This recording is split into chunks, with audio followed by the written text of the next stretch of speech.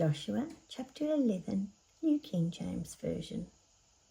And it came to pass, when Jabin, king of Hazor, heard these things, that he sent to Jobab, king of Madon, to the king of Shimron, to the king of Ashaphash, and to the kings who were from the north in the mountains, in the plain south of Chinneroth, in the lowland, and in the heights of Dor on the west, to the Canaanites in the east, in the west the Amorite, the Hittite, the Perizzite, the Jebusite, and in the mountains, and the Hivite below Hermon, in the land of Mizpah.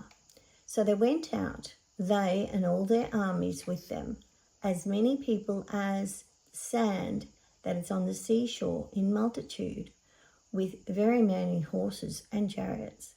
And when all these kings had met together, they came and camped together at the waters of Merom to fight against Israel. But the Lord said to Joshua, "Do not be afraid because of them, for tomorrow about this time I will deliver all of them slain before Israel. You shall hamstring their horses and burn their chariots with fire." So Joshua and all the people of war with him came against them suddenly by the waters of Merom, and they attacked them. And the Lord delivered them into the hand of Israel, who defeated them and chased them to Greater Sidon, to the brook Mizroth, and to the valley of Mizpah. Eastward they attacked them until they left none of them remaining. So Joshua did to them as the Lord had told him. He hamstrung their horses and burned their chariots with fire. Joshua turned back at that time and took Hazor and struck its king with the sword, for Hazor was formerly the head of all those kingdoms. And they struck all the people who were in it with the edge of the sword, utterly destroying them. There was none left breathing. Then he burned Hazor with fire. And all the cities of those kings and all their kings Joshua took and struck with the edge of the sword. He utterly destroyed them, as Moses the servant of the Lord had commanded.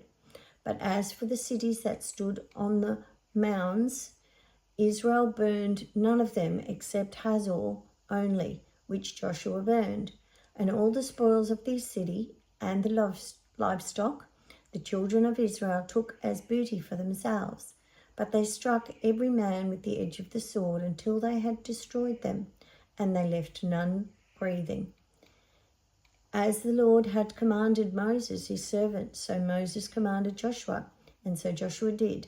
He left nothing undone of all that the Lord had commanded Moses.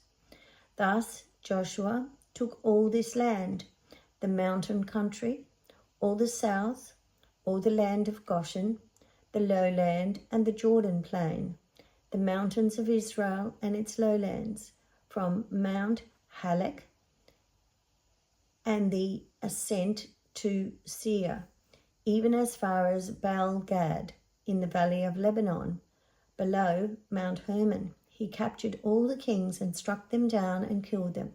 Joshua made war a long time with all those kings. There was not a city that made peace with the children of Israel except the Hivites, the inhabitants of Gibeon. All the others they took in battle.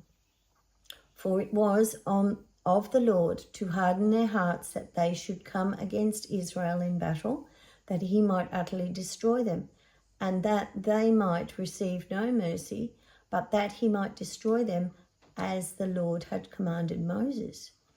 And at that time Joshua came and cut off the Anakim from the mountains from Hebron from Debir, from Anab, and all the mountains of Judah, and from all the mountains of Israel. Joshua utterly destroyed them with their cities. None of the Anakim were left in the land of the children of Israel. They remained only in Gaza, in Gath, and in Ashdod.